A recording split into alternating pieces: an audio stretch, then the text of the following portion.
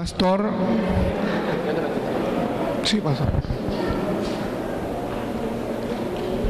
¿Cuántos dan gloria al Señor en esta mañana? ¿Cuántos están contentos? Yo le digo a un cristiano que si tiene a Dios en su vida, tiene todas las razones del mundo para estar feliz y contento. Porque la Biblia dice que si Dios es con nosotros, ¿quién contra nosotros? Se pueden levantar muchos, pero de esos muchos, ¿quién podrá contra nosotros cuando Dios está de nuestro lado? ¿Verdad? Así que nosotros nos gozamos, nos alegramos constantemente como hijos de Dios en medio de cualquier circunstancia. Bendito sea el Señor. Anoche, ¿cuántos vinieron anoche? Por favor, levánteme la mano. Ok, hay bastantes que no vinieron. Anoche hablamos acerca del mundo posmoderno, ¿verdad? Vimos algunos factores, algunos pensamientos, ideologías que se han levantado en los últimos años y que se están acentuando en la sociedad. El viernes, eso fue ayer, el viernes nosotros iniciamos un tema que se llamaba el prototipo de un verdadero cristiano. Y yo les dije anoche que hoy en la mañana íbamos a terminar ese tema. Así que vamos a estar predicando acerca del prototipo de un verdadero cristiano. ¿Cuántos dicen amén?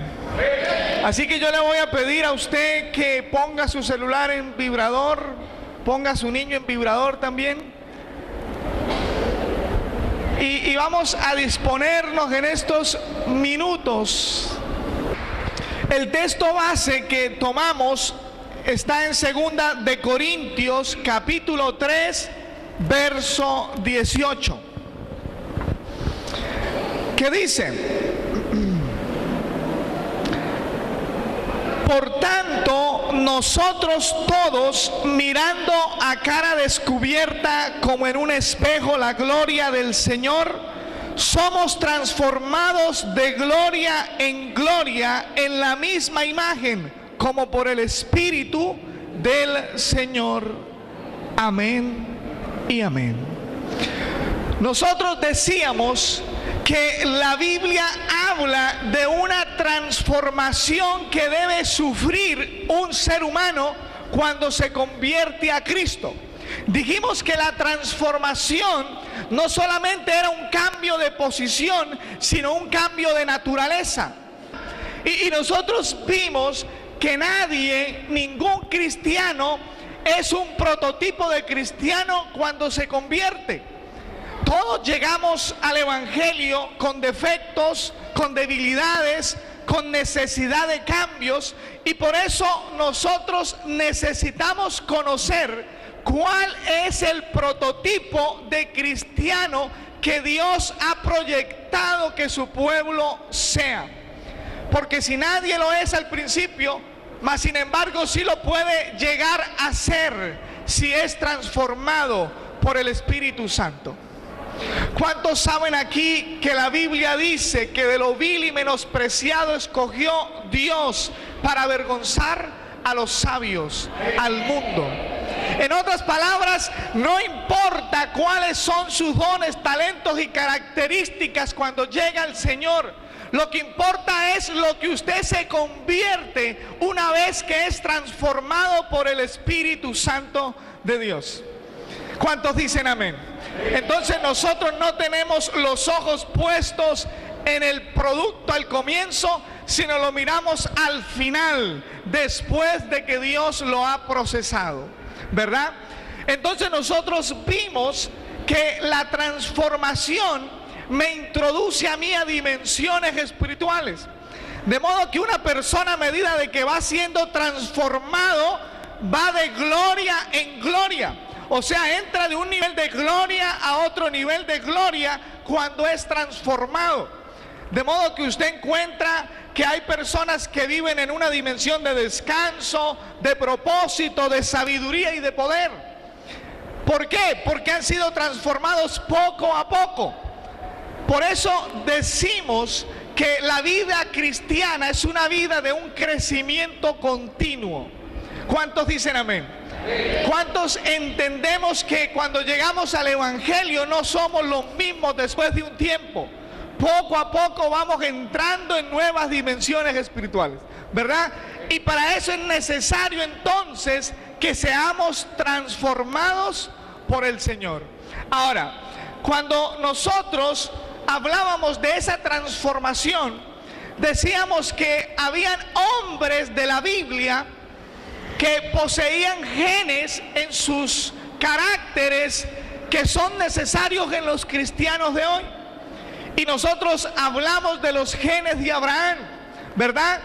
Pero nosotros sabemos que la Biblia contiene más hombres que Dios exaltó y de los cuales usted y yo podemos aprender. Vamos entonces a mirar los genes de dos hombres que la Biblia registra en la Escritura, en la historia de Israel, para ilustrarle al cristiano el prototipo de hombre que agrada a Dios. Y esos son Saúl y David. Y yo quiero leerle a usted unos genes de estos dos hombres. El primero de ellos es de Saúl.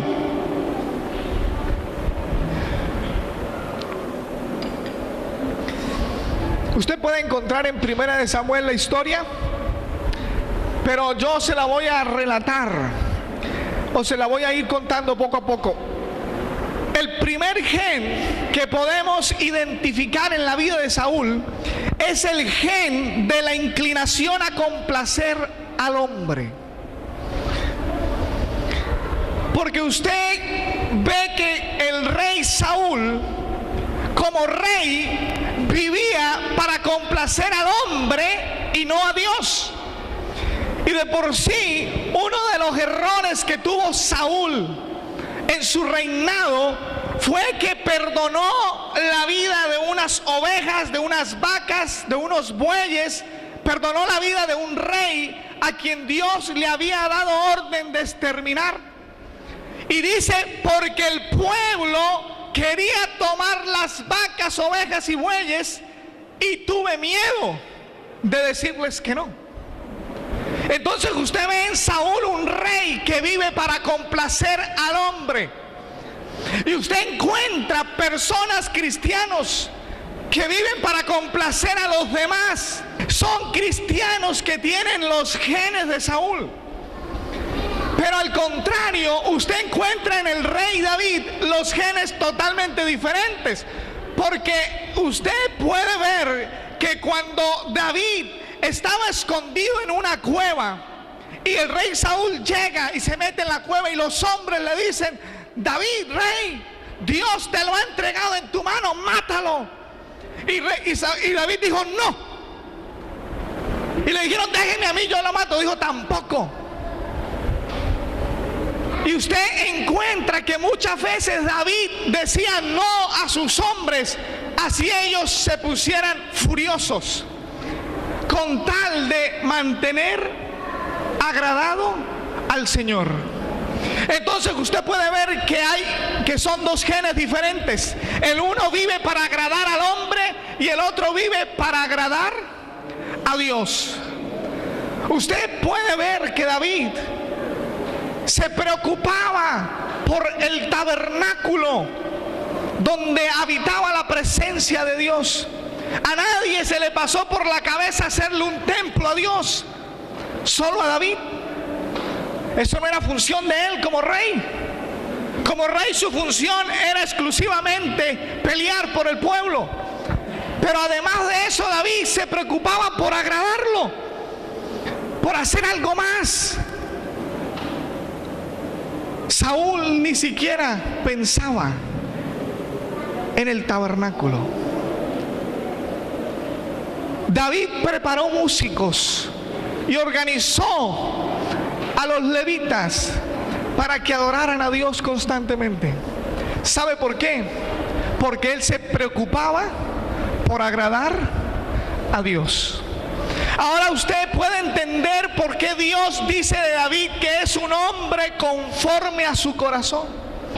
Segundo gen, Saúl tenía el gen de querer matar al que tiene la bendición de Dios. David tenía el gen de respetar al que fue elegido por Dios. Porque una vez que Saúl se da cuenta que es desechado y ve que David es bendecido por Dios, quiere matarlo, quiere quitarle la vida.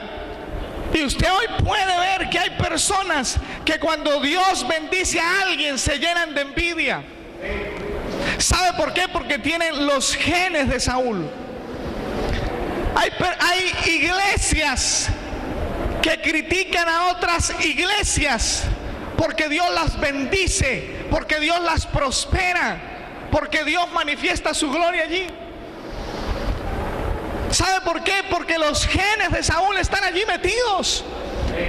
Pero cuando alguien tiene los genes de David, se alegra cuando ve que Dios está bendiciendo a alguien. Se goza cuando ve que un hermano es prosperado. Se siente contento, se siente alegre de ver que el cuerpo de Cristo se ha bendecido.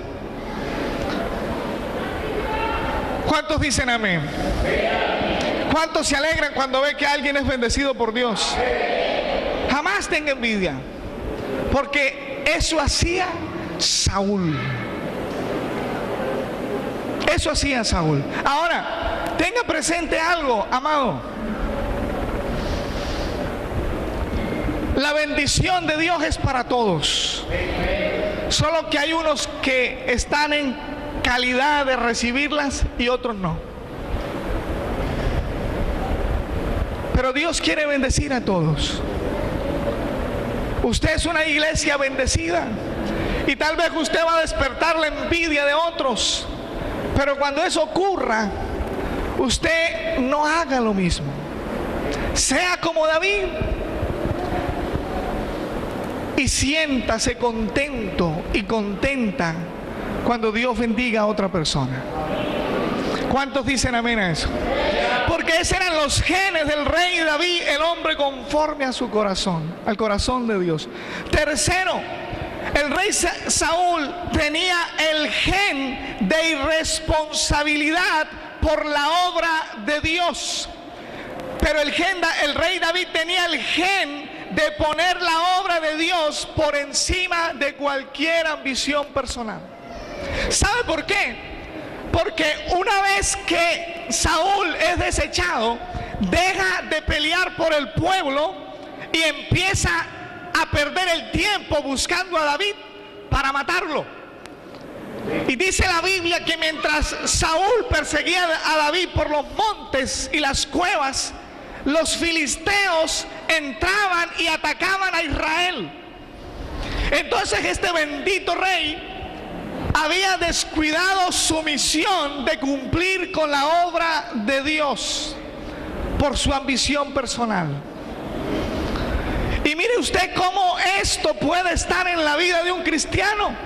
Un cristiano que descuida el ministerio que Dios le entregó, descuida su labor en el cuerpo de Cristo por una ambición personal. Es un cristiano que tiene los genes del rey Saúl. Si usted se da cuenta, cuando Dios escoge a Saúl, lo escoge porque Saúl era un rey conforme al corazón del hombre. Fue el rey que el hombre pidió, pero David fue el rey que Dios puso.